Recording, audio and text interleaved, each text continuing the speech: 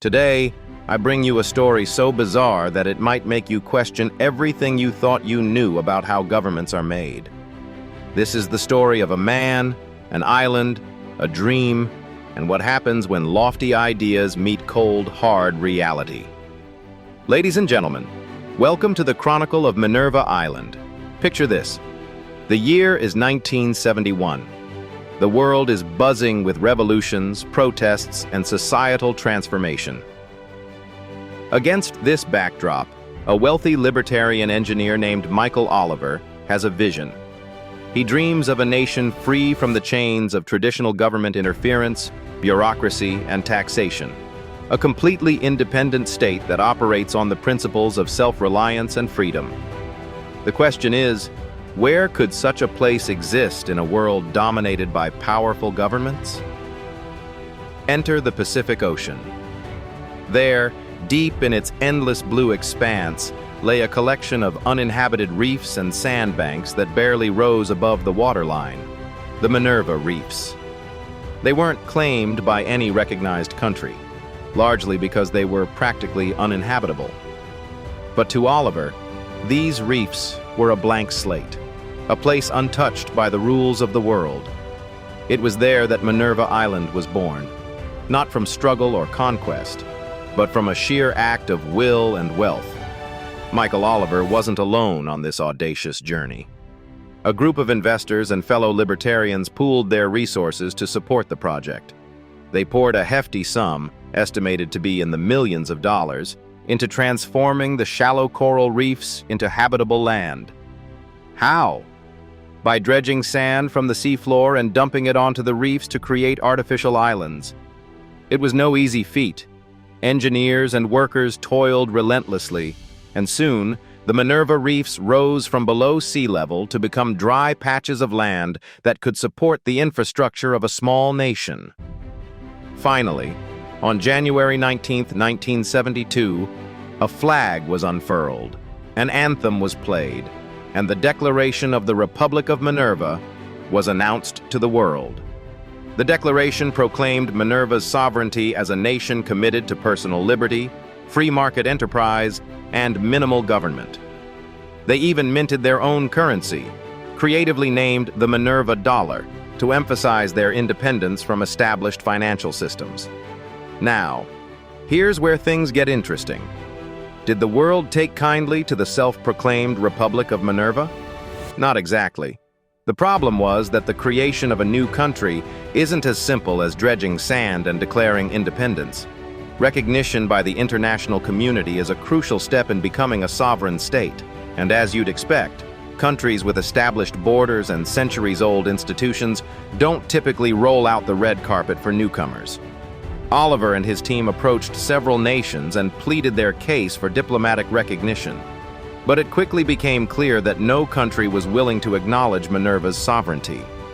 This project, after all, was viewed as a scheme cooked up by libertarian dreamers rather than a legitimate effort at state building.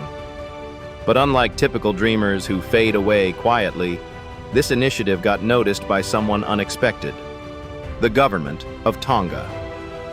Tonga, a small Polynesian kingdom nearby, suddenly took an interest in the reefs.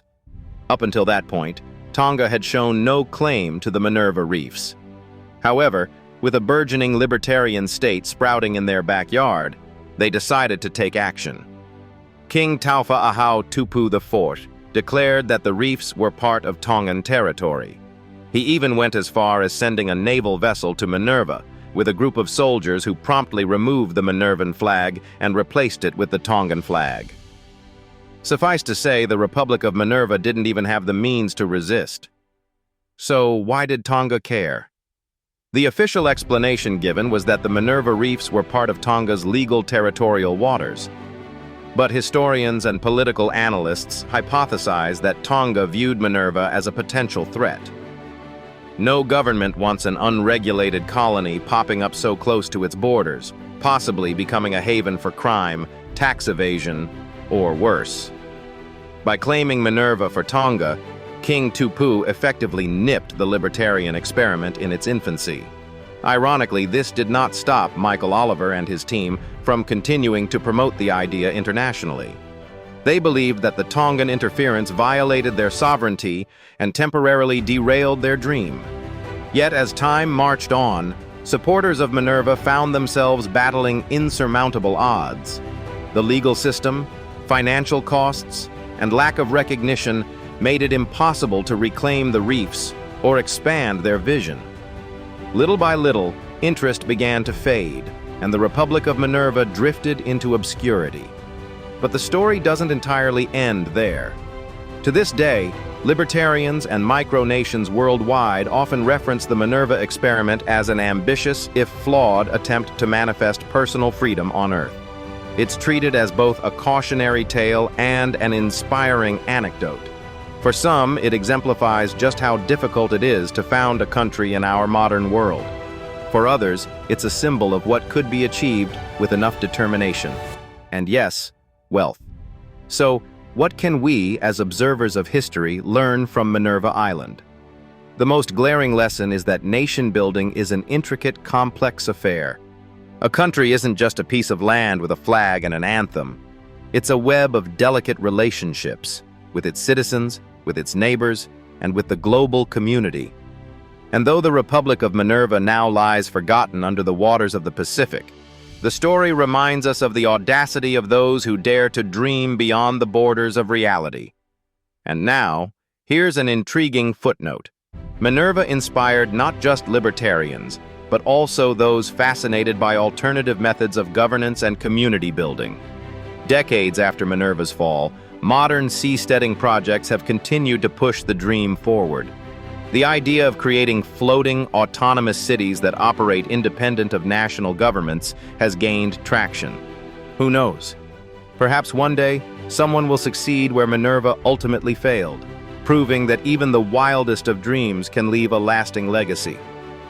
So next time you're gazing at a world map, remember, for one fleeting moment, there was a place, however small, where the idea of unbounded freedom briefly sailed beyond fantasy into the realm of existence.